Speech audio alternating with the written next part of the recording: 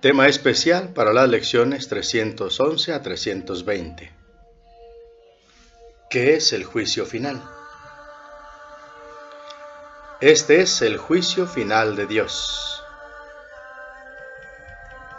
Tú sigues siendo mi santo Hijo, por siempre inocente, por siempre amoroso y por siempre amado, tan ilimitado como tu Creador, absolutamente inmutable y por siempre inmaculado. Despierta pues y regresa a mí. Yo soy tu Padre y tú eres mi Hijo.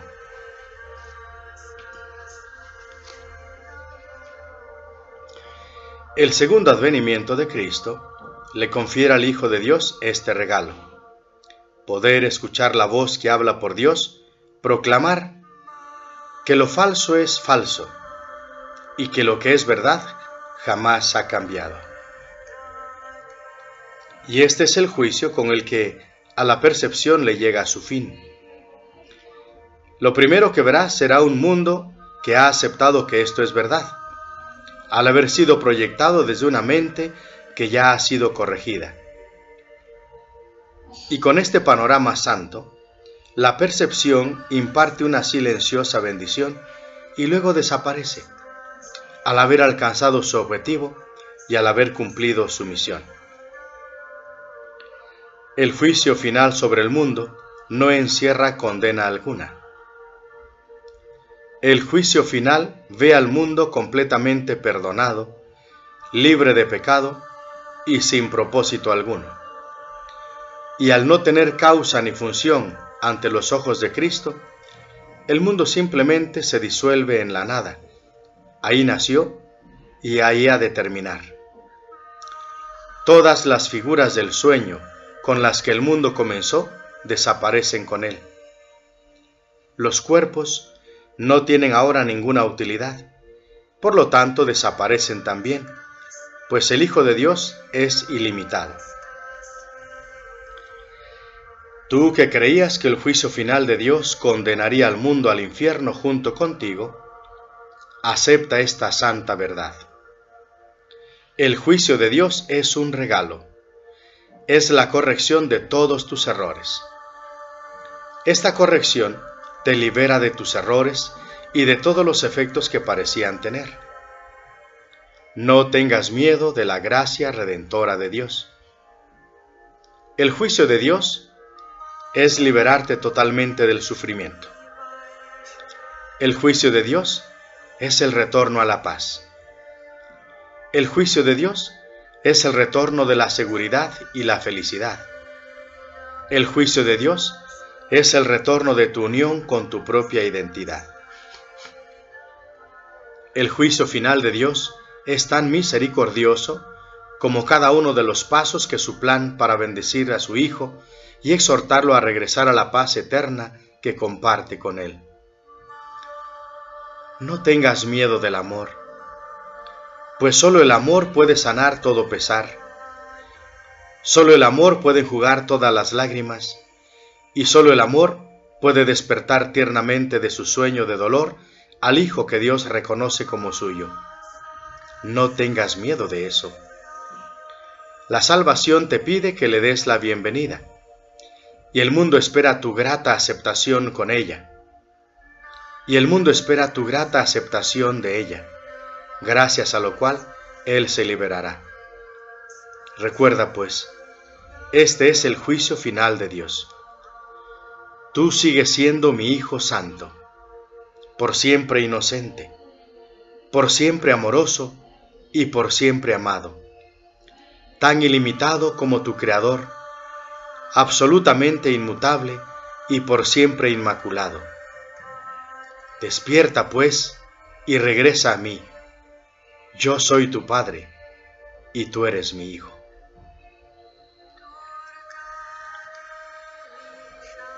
Y ahora siéntate en silencio y aguarda a tu Padre. Él ha dispuesto que vendrá una vez que hayas reconocido que tu voluntad es que Él venga. Y dile: Padre, Te entregamos estos momentos como muestra de nuestro agradecimiento por el Espíritu Santo, que nos enseñó a abandonar el mundo del pesar, a cambio del mundo de felicidad que tú nos diste. Ya no miramos hacia atrás, ahora miramos hacia adelante y fijamos la mirada en el final de la jornada.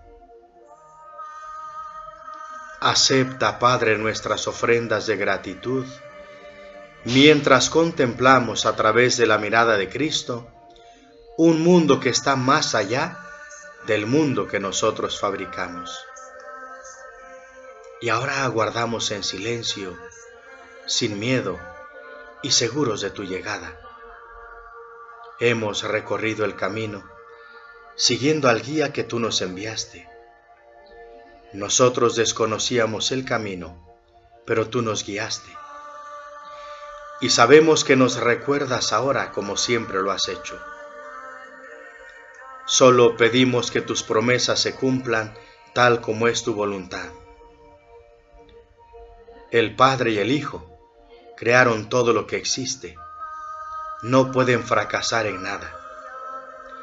Con esta certeza, damos estos últimos pasos que nos llevan hasta ti y descansamos confiadamente en tu amor.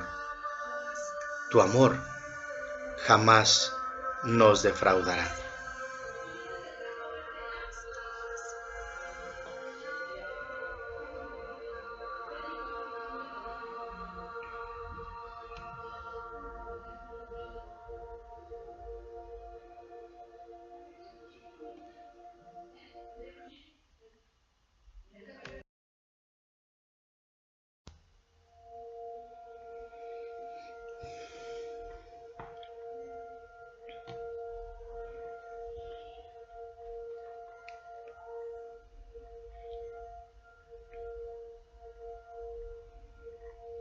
Lección 320 del libro de ejercicios de un curso de milagros. Toma una respiración profunda, inhalando y exhalando. Mi Padre me da todo poder. Mi Padre me da todo poder. El Hijo de Dios no tiene límites. Su fuerza es ilimitada, así como su paz, su júbilo y todos los atributos con los que su Padre lo dotó en su creación. Lo que dispone con su Creador y Redentor se hace. Lo que su santa voluntad dispone jamás puede ser negado, porque su Padre refulge en su mente y deposita ante ella toda la fuerza y el amor de la tierra y del cielo. Yo soy aquel a quien todo esto se le da. Yo soy aquel en quien reside el poder de la voluntad del Padre.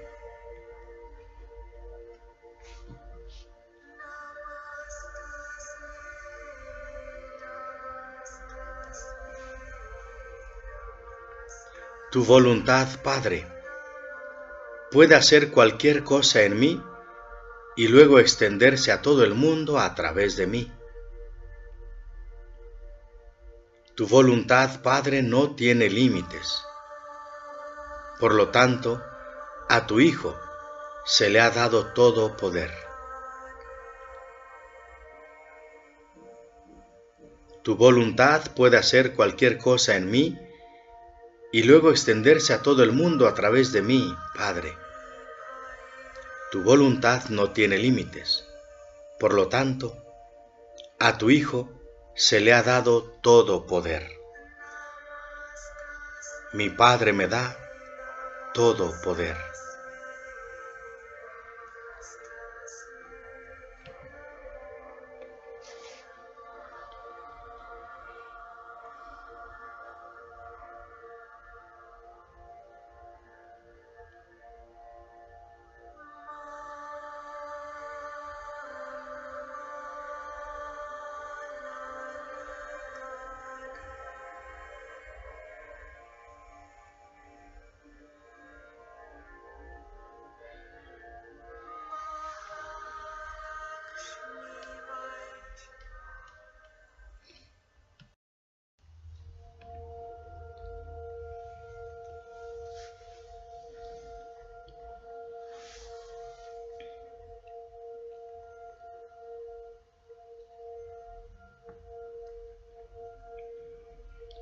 Texto de un curso de milagros para la lección 320. Los testigos del pecado. El dolor demuestra que el cuerpo no puede sino ser real. Es una voz estridente y ensordecedora, cuyos alaridos tratan de ahogar lo que el Espíritu Santo dice y tratan de impedir que las palabras del Espíritu Santo lleguen hasta tu conciencia. El dolor exige atención, quitándosela así al Espíritu Santo y concentrándola en sí mismo. El propósito del dolor es el mismo que le da placer. El propósito del dolor es el mismo que el del placer, pues ambos son medios de otorgar realidad al cuerpo. Lo que comparte un mismo propósito es lo mismo. Esto es lo que estipula la ley que rige todo propósito, el cual une dentro de sí a todos aquellos que lo comparten. El placer y el dolor son igualmente ilusorios, ya que su propósito es inalcanzable. Por lo tanto, son medios que no llevan a ninguna parte, pues su objetivo no tiene sentido, y comparten la falta de sentido de que adolece su propósito. El pecado oscila entre el dolor y el placer, y de nuevo al dolor. Pues cualquiera de estos testigos es el mismo, y solo tiene un mensaje. Te encuentras dentro de este cuerpo y se te puede hacer daño. Tanto el dolor como el placer tienen el mismo mensaje que dice: te encuentras dentro de este cuerpo y se te puede hacer daño. También puedes tener placer, pero el costo de este es el dolor. A estos testigos se unen muchos testigos más. Cada uno de ellos parece diferente porque tiene un nombre distinto. Así parece responder a un sonido diferente.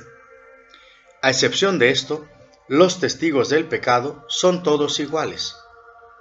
Llámale dolor al placer. Dolerá de todas maneras. Llamarle placer al dolor y no sentirás el dolor que se oculta detrás del placer. Los testigos del pecado no hacen sino cambiar de un término a otro, según uno de ellos ocupa el primer plano o el otro retrocede al segundo. Es irrelevante cuál de ellos tenga primacía en cualquier momento dado. Los testigos del pecado solo oyen la llamada de la muerte. El cuerpo, que de por sí carece de propósito, contiene todas tus memorias y esperanzas. Te vales de tus ojos para ver y de tus oídos para escuchar, y dejas que te diga lo que siente, mas él no lo sabe. Cuando invocas los testigos de su realidad, te repiten únicamente los términos que les proporcionaste para que él los usara. No puedes elegir cuál de entre ellos es real, pues cualquiera que elijas es igual que los demás.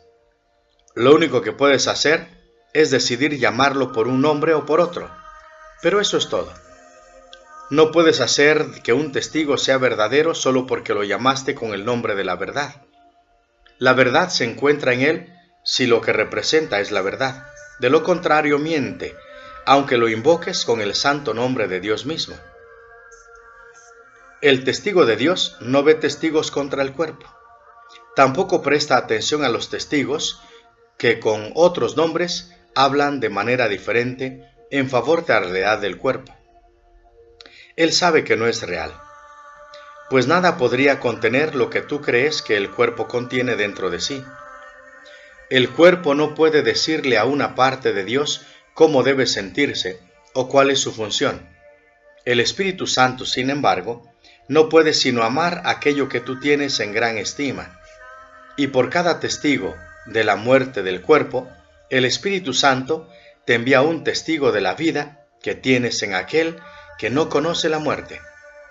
Cada milagro que el Espíritu Santo trae es un testigo de la realidad del cuerpo, de la irrealidad del cuerpo. El Espíritu Santo cura al cuerpo de sus dolores y placeres por igual, pues todos los testigos del pecado son reemplazados por los testigos del Espíritu Santo. El milagro no hace distinciones entre los nombres con los que se convocan a los testigos del pecado.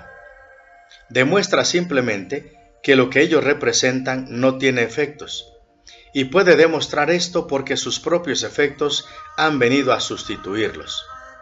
Sea cual sea el término que hayas utilizado para referirte a tu sufrimiento, este ya no existe. Aquel que es portador del milagro percibe que todos ellos son uno y lo mismo, y los llama miedo. De la misma manera en que el miedo es el testigo de la muerte, el milagro es el testigo de la vida.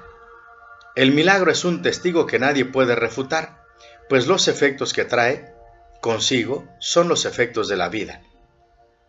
Gracias al milagro, los moribundos se recuperan. Gracias al milagro, los muertos resucitan. Y gracias al milagro, todo dolor desaparece. Un milagro, no obstante, no habla en nombre propio, sino solo en nombre de lo que representa. El amor, asimismo, tiene símbolos en el mundo del pecado. El milagro perdona porque representa lo que yace más allá del perdón, lo cual es verdad. Cuán absurdo y demente es pensar que un milagro puede estar limitado por las mismas leyes que vino exclusivamente a abolir. Las leyes del pecado tienen diferentes testigos y cada uno de ellos tiene diferentes puntos fuertes. Y estos testigos dan testimonio de diferentes clases de sufrimiento. No obstante, para aquel que envía los milagros a fin de bendecir el mundo, una leve punzada de dolor, un pequeño placer mundano o la agonía de la muerte no son sino el mismo estribillo. Una petición de curación, una llamada de socorro en un mundo de sufrimiento. De esa similitud es de lo que el milagro da testimonio. Esta similitud es lo que prueba. Las leyes que consideran que todas esas cosas eran diferentes son abolidas, lo cual demuestra su impotencia. El propósito del milagro es lograr esto, y Dios mismo ha garantizado el poder de los milagros por razón de lo que atestiguan. Sé pues un testigo del milagro, y no seas un testigo de las leyes del pecado. No hay necesidad de que sigas sufriendo, pero sí de que sanes, ya que el sufrimiento y la angustia del mundo han hecho que éste sea sordo a su propia necesidad de salvación y liberación. La resurrección del mundo aguarda hasta que sanes y seas feliz, para que puedas demostrar que el mundo ha sanado. El instante santo sustituirá todo pecado solo con que lleves sus efectos contigo. Y nadie elegirá sufrir más. ¿Qué mejor función que esta podrías servir? Sana para que así puedas sanar, y evítate el sufrimiento que conlleva las leyes del pecado, y la verdad te será revelada, por haber elegido que los símbolos del amor ocupen el lugar del pecado.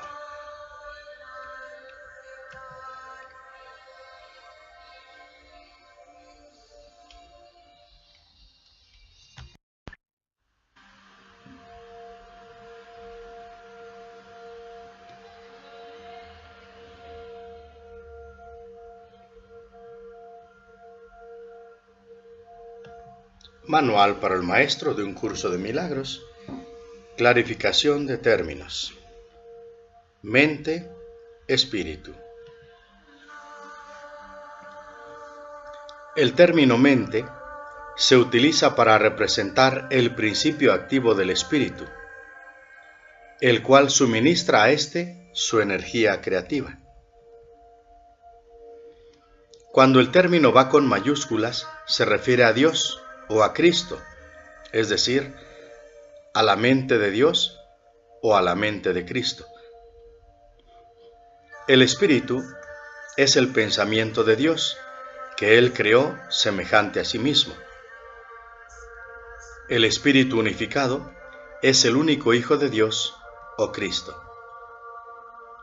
En este mundo, puesto que la mente está dividida, los hijos de Dios parecen estar separados. Sus mentes, asimismo, no parecen estar unidas.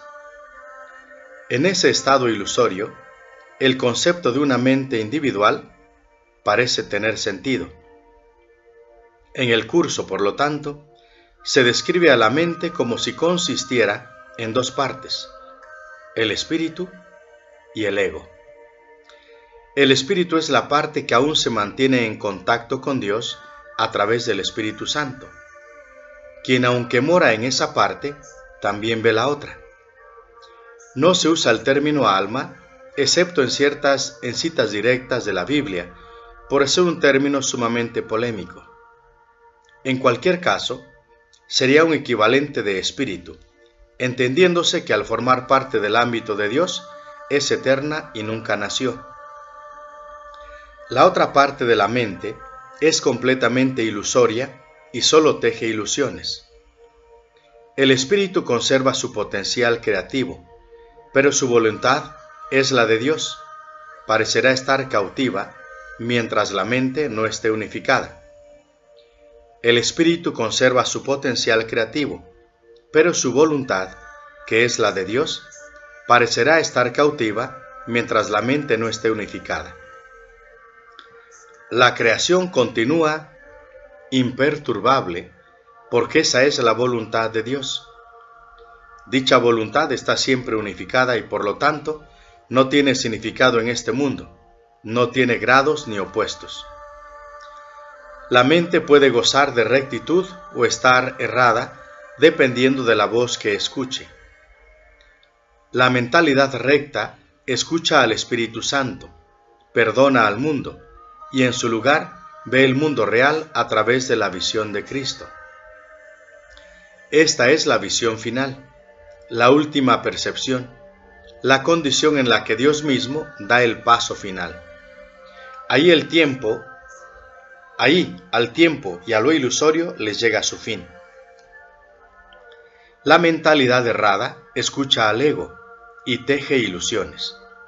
Percibe el pecado, justifica la ira y considera que la culpabilidad, la enfermedad y la muerte son reales. Tanto este mundo como el mundo real son ilusorios, pues la mentalidad recta simplemente pasa por alto o perdona lo que nunca ocurrió. Por lo tanto, la mentalidad recta no es la mentalidad uno de la mente de Cristo, cuya voluntad es una con la de Dios. La única libertad que aún nos queda en este mundo es la libertad de elegir, y la elección es siempre entre dos alternativas o dos voces. La voluntad no está involucrada en la percepción a ningún nivel, y no tiene nada que ver con el proceso de elegir. La conciencia es el mecanismo receptor, el cual recibe mensaje tanto del plano superior como del inferior, del Espíritu Santo o del ego. La conciencia tiene niveles y puede cambiar drásticamente de un nivel a otro, pero no puede trascender el dominio de lo perceptual. En su nivel más elevado, se vuelve consciente del mundo real y puede ser entrenada para hacer eso cada vez con mayor frecuencia. Sin embargo, el hecho mismo de que tenga niveles y de que pueda ser entrenada demuestra que no puede alcanzar el conocimiento.